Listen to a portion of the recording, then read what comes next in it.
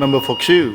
Thank you very much, Acting Speaker. And I too rise to speak on the Local Government Amendment, Governance and Integrity Bill 2024. And I think what we've seen from the debate so far on this bill is broad agreement right across the chamber about the importance of accountability and governance when it comes to local government, and seeking to provide greater integrity around the operation of local government, and particularly the election and the responsibilities of local councillors. And I think it's timely, Acting Speaker, that we are debating this bill today as we lead up to the local government elections at the end of this year, where those candidates who are thinking of putting their name forward need to consider what their core responsibilities will be if elected to council, and what they take as part of their platform during those elections, and what they choose to focus on will be critically important. It's so important, Acting Speaker, I think from all the contributions around the chamber today, to have effective and responsible local councils, and that hasn't always been the case. We've heard a history of issues when it comes to local councils and local governments, and the state government needing to step in to ensure there is greater governance and integrity around the operation of these local councils. And of course, we've seen a very serious IBAC investigation, Operation Sandon, into some of the very issues that this bill seeks to address.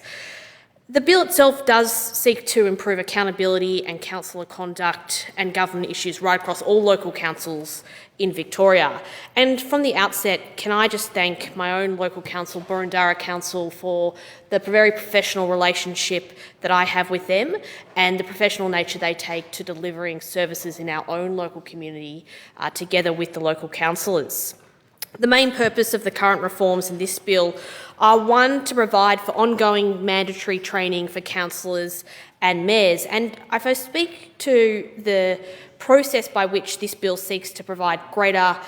detail as to what that training will require, particularly when the time frame for taking on that training will be required to happen quite fast after local councillors, indeed mayors and deputy mayors, are sworn in, to make sure that it is taken on quickly to ensure that those local councillors understand their responsibilities, understand the governance requirements when it comes to their roles, and particularly for new local councillors and new councillors that have been elected as mayors and deputy mayors, to understand that greater responsibility that comes with those roles. It too improves the councillor conduct framework to clarify responsibilities of councillors and to provide greater certainty right across all councils here in Victoria as to what that code of conduct right across the board will look like. And I note that the Municipal Association of Victoria has noted that while the uniform model will be useful in providing those standards right across the board, it's important also to take into account some of those more localised requirements that will be needed for councils in different areas of the state, whether they're rural or regional councils or metropolitan councils here in Melbourne.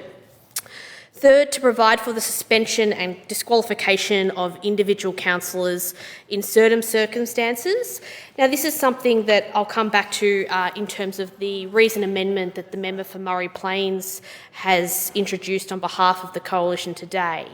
But providing the minister the ability to suspend a councillor for up to 12 months if they are satisfied that they've received advice from the monitor or the commission that the councillor is creating a serious risk to the health and safety of the council and is not allowing the council to perform its functions. This goes to the very heart of the issue of making sure that local councillors understand what their core responsibilities are. And it's incredibly important. The member for Mordialloc spoke previously about those core responsibilities, making sure that we're not seeing creeping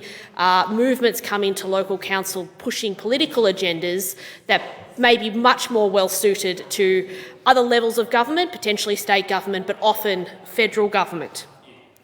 And this is now, Acting Speaker, the first major tranche of reforms to the Local Government Act since 2020.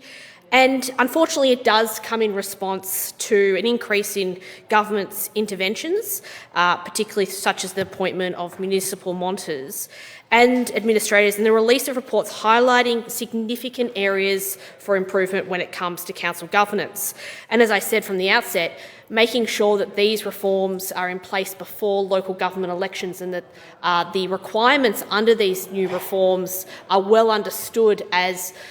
locals, residents right across the state think about putting up their hand for local government election. They actually understand the governance requirements and take on that integrity that's required to serve as a local councillor, and to ensure that the goal is set high for a standard in this sector, to ensure that councillors really do understand their roles and responsibilities. Before I turn to the reasoned amendment, I did just want to touch on more broadly that there is a core business for local council, and I spoke in my first speech in this place about the roles of the various levels of government and not trying to step beyond the role that you are elected in, whether that's here in the state parliament speaking on federal government issues, or indeed it is for local councillors pushing political agendas at a local government level that really will have no impact on broader international issues as they might be, but do just distract and often take time away from the core responsibilities of those councillors and the council itself in delivering those core services. We often talk about those core services at a local government level being around roads, rates and rubbish, and unfortunately we've seen in recent times a number of local councils actually focus more on international issues, and I speak specifically of a number of motions that have been passed by local councils that have been incredibly one-sided when it comes to the conflict in the Middle East, anti-Israeli motions that call on local councils and local residents to boycott local businesses as well. And that has had a significant impact on those local communities at a time when we should be promoting social cohesion in this state, at a time when we should be seeing our local representatives, whether at a council level, indeed here at a state level, and there have been a number of times in this place where we've seen certain members stand up and put forward agendas that are not responsibility of the state government, and distract, as I said, distract from those core responsibilities, distract from council's responsibilities when it comes to waste management, when it comes to providing those essential services around early learning support, early childhood support, kinder support and local infrastructure. But we instead see councils calling for the boycott of local businesses and putting forward very one-sided motions that are dividing the community and particularly having an impact on our Jewish community at a time we're seeing anti-Semitism rise at a rate that we should be very concerned about in this state. And the member for Caulfield has spoken previously in this place about the importance of local governments sticking to their wheelhouse and the importance of sticking to their knitting and putting in question funding that then comes from the state government or the federal government to councils that choose to focus their time on these international matters rather than focusing on their core business. And if I call out the City of Yarra in particular, who have passed a number of motions that have very much focused on international affairs, complex international affairs, at the same time that they have been putting in place a waste levy, a bin tax as we call it, putting up that bin tax on ratepayers, and refusing to clean the streets, refusing to actually ensure that the streets are safe when it comes to rubbish in terms of the local amenity and the environment, mowing of the grass, not focusing on the core issues of rubbish, rates and roads, but instead debating motions about a Middle Eastern conflict that unfortunately the City of Yarra, no matter how much they debate it, will have no impact upon.